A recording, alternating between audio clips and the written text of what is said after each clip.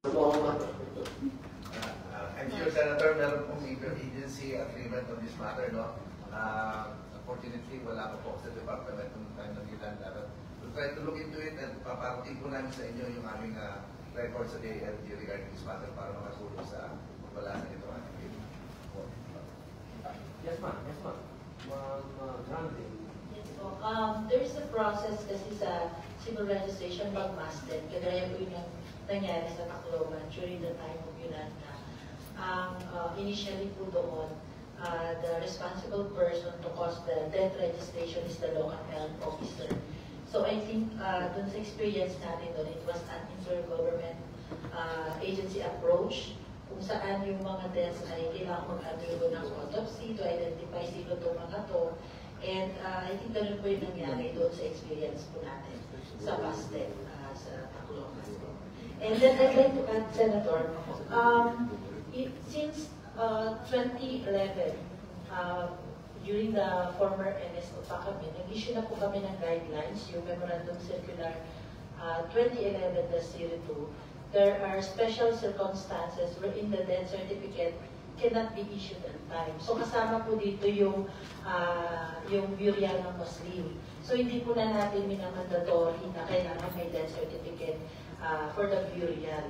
But after the burial, dapat po dun sa guidelines po, dun sa revised IRR ng PD 856, ito yung Code of Sanitation of the Philippines, ay kailangan ma-report siya for registration within 12 hours. But I don't know if this has been superseded by that table na binanggit ng ating Department of Health. Pero even then, hindi na po na natin minamandatory na kailangan may death certificate bago siya i-bury for a Muslim death po. Ma'am, napakagandang matinig, ano? Sigurado ako 101% correct na nakasuporta sa bill na to. We fully support, sir. 102%. 100%. Ma'am, may tanong ako sa iyo, brother, kasi nakalagay dito, ano po ang inyong rekomendasyon kung sakaling hindi po kaya mag-comply, hindi kaya mag-comply sa 24-hour requirement sa panahon ng sakuna? Kasi siyempre po, pag sakuna naman, hindi mo na natin identify yan kung sino matagal na panahon. So ano po, meron po ba kayong naisip na ng paraan? Di ba sa Islam, tayo naman ay vision-based po? Yes. Yung tinatawag na karora, this is with you. Ang ating pilot, ang ating sambol ay ang Saudi. Dapat magkaroon tayo ng tinatawag na Muslim boarding facility. Na kung alipay yung medit, lagi na doon. Dapat tayo maganda. So kasi para to respect our... Sorry po, ulitin ko po, Imam. Mortgage? Yeah, yung po, parang... Islamic. Storage ba? Yung storage na general storage na pang-Muslim. Na dapat nandun. Yung pinang-aking recommendation. Parang mortgage po, mortgage. Yeah. Pero dapat ang mag-handle po ay Muslim priest o Muslim imam o imam po. So yung pag-iba natin dyan. Pangalawa, ang aking information sa UHCR, ay dapat din ay yung mga namatay doon sa ating hospital, lalo sa public, ay dapat kasi tinalagay ko sa morgue. Dapat meron tayong siparit ng morgue ang Muslim. At ang mag-handle din ay Muslim din. Kasi para touristic po. Kasi sometimes ito, experience ko po. Doon nilagay din sa morgue na hindi po kung baka natin proper, natin tinatawag na Islamic will for rights po. So dapat yun ang aking revision na lahat ng public hospital ay magkaroon po na siparit po na lalagyan po ng patay. Kung sakali na hindi pa nakuha ng ating mga immediate public. Salamat po. Kung sa iyo ko ibabato to, parang amendment ang hinihingi ni Imam sa iyong panukala. Pwede ba yun? Pero posible bang malagay mo dyan sa amendment mo yan na magkaroon ng... Ano po tawag doon? Mortgage po ba? Parang ang doon sa dyan na sa storage. Diyan na sa storage. Doon ang kwento. So maganda naman. Dapat may facility na dapat ilagay doon. Kasi sometimes ay hindi natin yung mga hindi walang kaya ay kasi sa hospital kapag nilagay na sa mobile. So dapat nilagay natin doon. Hindi po, pag-aralan po namin ni kung paano, kasi parang national yan, mas national. Sige po, pag-aralan po natin po kung paano. Nandito naman po kayo kung nag-TWG. Salamat po. Pausapan na lang natin. Medyo malaki ko. Mr. Chair. Kasi sa mga meron additional thing. Ako. Ito din tungkol naman sa forensic examination. Sometimes may mga nabiktima na Muslim. Yung namatay, rin. O may nangyari na talagang nawala. Pero kung I would like to advise the forensic sa PNP o sa India, dapat din ay kung may dinipay na Muslim yan, ay dapat ay i-con ko sa local imam na ito, may Muslim namatay dito. Dapat ilagay doon sa lalong na dahil malaki siya. Mapupulog kita, kaya pero bumabagsak sa PNP yan. PNP. Kailangan sagutin mo yung brother. Kasi ang sabi natin, yung kapatid natin ay yun nga po, sa paliwanag niya, na-disgrasya, nakaril o nasaksak. Pag alam ng Muslim, ano po ang aksyon po ninyo sa salang pulis? Kinatawag niyo ba sa inyo agad kapag meron pong Muslim na namatay o na-involve? Yung ating kapulisan naman, Sir Nail, sir, meron na tayong Salam PNC in all police station nationwide. So, alam rin nila, sir, yan, once ang Muslim ay isang biktima, either ng shooting o anumang insidente, sir, prior kung meron mang kailangang i-forensic, di gagalawin yan, sir, hanggat walang prior clearance sa family. And usually, pag ganong insidente po, naiwasan lagi na ang isang cadaver ng Muslim ay na-involve sa forensic, nag-undergo ng forensic processes. So, pinapalo kagad, sir, yung within the 24 hours na ililibing po yun kagad. Kaya unfortunately lang din, ang nagre-resulting yun.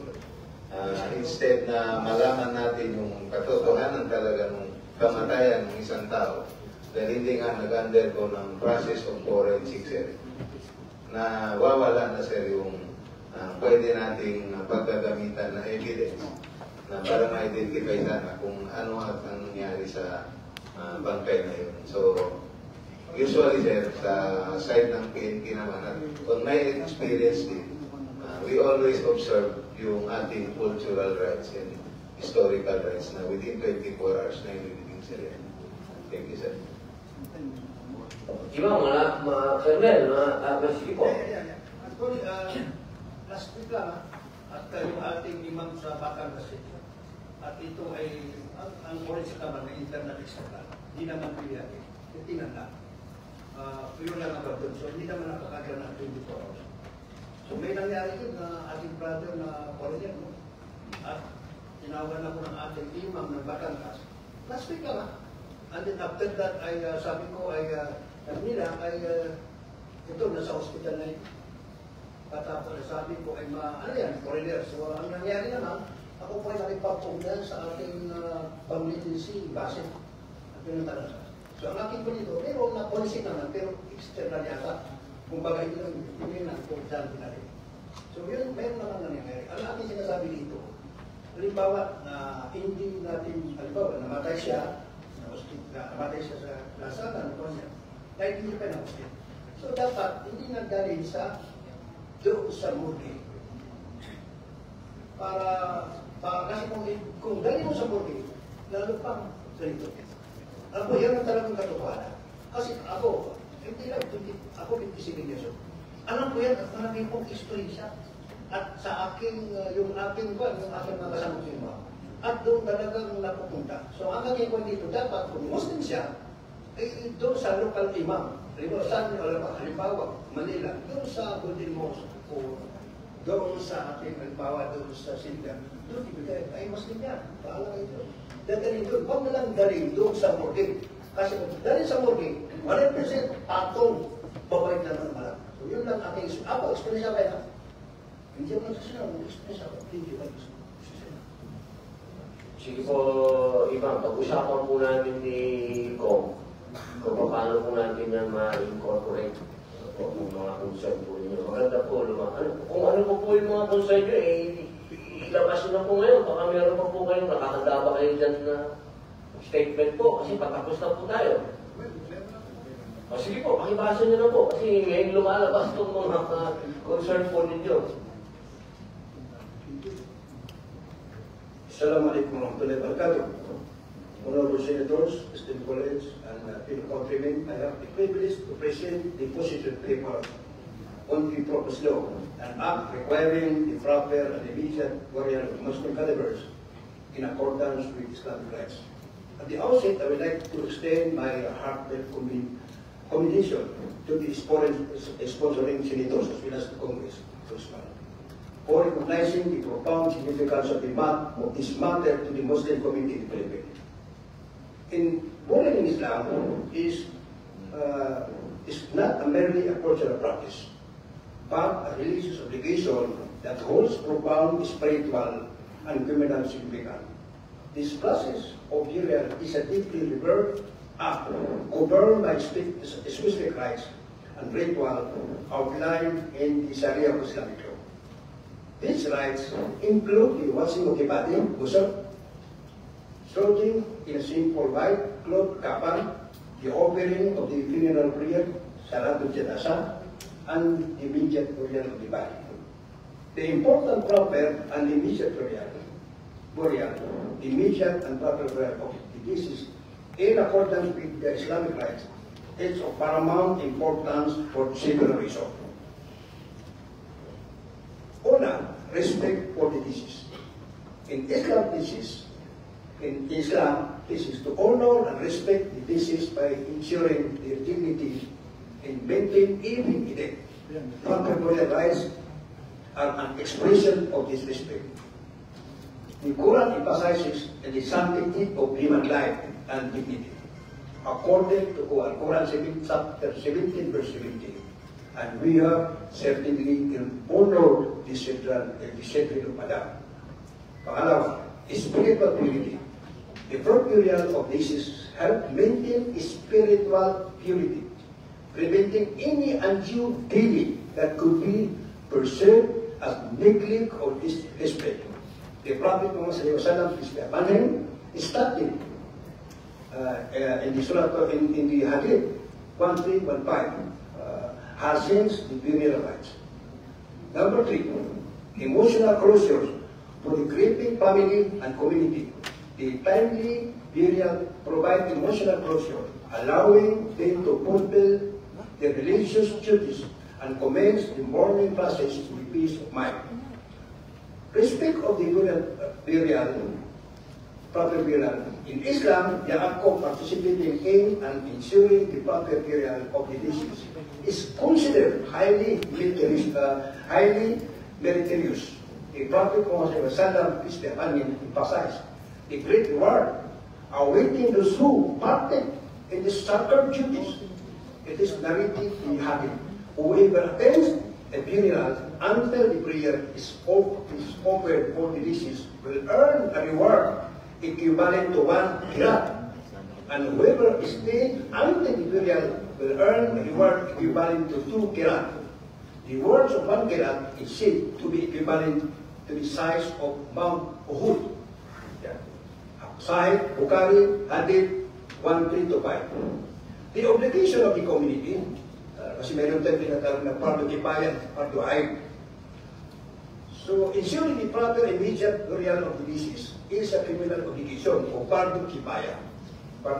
In Islam, this means that if a sufficient number of community members undertake this responsibility, the obligation is fulfilled for the entire community. However, if no one fulfills this duty, the entire community is considered may kasalanan po ito. This underscores the collective responsibility and important place on this act within the Muslim community. The Quran reminds us of the importance of fulfilling our communal obligation. Quran chapter 5 verse 2, help one another in righteousness and piety, but do not help one another in sin and transgression. Conclusion statement. The proposed law An act requiring the proper and immediate burial of Muslim cadavers is in accordance with Islamic rights. Is not only a commendable step toward honoring the religious practices of Muslim Filipinos, but also a reflection of the Philippines' commitment to religious diversity and respect for cultural differences. I offer my sincere prayer for the success of this proposed law, and I pray to Allah subhanahu wa ta'ala to grant wisdom and guidance to our esteemed senator and congressman as they deliberate on this important legislation. May Allah bless our country with peace, unity, and prosperity. Wassalamualaikum warahmatullahi wabarakatuh. Maraming salamat po, Imam. So, 103% po support nyo. 103. Okay po. Kung meron lang po kayong mga suggestion, bigay na lang niyo po sa amin. Ni Congressman, kung meron po kayong gusto dagdag. Sa ating pong DOH, sir, 101%. Baka may gusto po kayong basahin. Nabasa ko na po kanina, pero may papadala po namin official position paper na sa ni Secretary Herbosa po. Thank you po. Maraming salamat po. Tatanong po ako sa sir. Actually, I asked my secretary to look into our records kung sa tinatanong po rin ng mapping. No? At what came out is a paper from the National Commission of Muslim Filipinos that they did some mapping of the Muslim cemeteries. May bukas po eh. Baka meron na po ang NCNF dahil sila po ang mahala sa Muslim. Salamat po, boss. Meron po ng record? As of now po, unfortunately, do not have a centralized record of this. But individually, yung regional offices po namin, on a case-to-case basis, so individually would have it. But it is...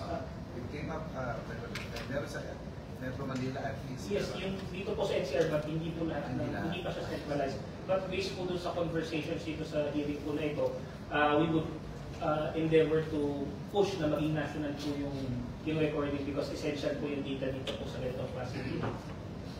And if I could, Senator, may isang po, actually before po mag-Senator Senator Sari on our behalf, may concern lang po kasi kami actually raise when this particular bill was still in the House. We raised a particular concern where meron po kami, hindi lang po isa, hindi lang dalawa, it's quite a common occurrence for Muslim prisoners, yung mga nasintensyahan sa Bucor po, where a few of them, balik Islam, a few of them were Muslims. But ang situation is, may difficulty po in the policies being implemented sa pag-release ng body. We actually expressed this view sa House. And to our appreciation po, the manner at which yung Section 5 where the penal clause was included, it created yung portion po for other unjustifiable reasons. But ang gusto ko po sanang i-clarify it with the indulgence of our good congressman, kasi would it be considered unjustifiable if it's a of-agency policy? Kasi ang current policy is that apparently based po dun sa mga itinulong sa amin, for example, yung various clearances and permits that needs to be presented kay Bucor before i-release yung katawan, mahina po ang 4 na agencies na offices na kailangan puntahan ng pamilya. Apparently, limited din po yung kung sino pwede ang mag-transact. And in most instances po, ito yung mga nasintensahan na hindi rin po malayong mangyari na apparently what the policy is that pagpasok, pag sinintensya ka, pag circle ng sentence, may mga emergency contacts ka just in case may mangyari. But because ito yung mga sentensyado ng tao, hindi po malayong mag-iba or mawala na kung sino yung original na point person kung kanino pwede release. Ano nagiging dilemma po dahil nasa ating mga kapatid na Muslim kailangan 24 hours. Yung availability na kung sino nandun, linawin, and all of these things is affected. So, although we appreciate greatly po that yung touch-on natin dito sa penal clause actually opens into this, gusto ko po sanang linawin. Paano po yung sa ganung instance? Agency policy would be considered unjustifiable. Yung agency policy siya ng gobyerno. So, if in that regard naman sasabihin natin hindi, dapat, then I suppose we might request po to have a more specific provision to include even NGAs, government agencies, na magkaroon ng across-the-board policy to be open to this. And surprisingly po, yung sa PNP, yung sa mga custodian natin, wala po kaming problema. In fact, one of the things that were highlighted po sa aming mga report is that pag yung detainee pa, wala kami nagiging concern kasi because of sa police, because of the culturally sensitive na yung agency. But ang amin po is, unfortunately, hindi pala. So, yun po yung gusto ko sana isip ng clarification. Sa nakikita ko naman, attorney, very open si Kong. Siguro kung ano yung suggestion nyo. Ano po, Susunod kami. Kaya kayo national Commission ng Muslim Pilipinas, kung ano ang sabihin nyo sa amin, di ba? Gagawin natin. Kaya Kong.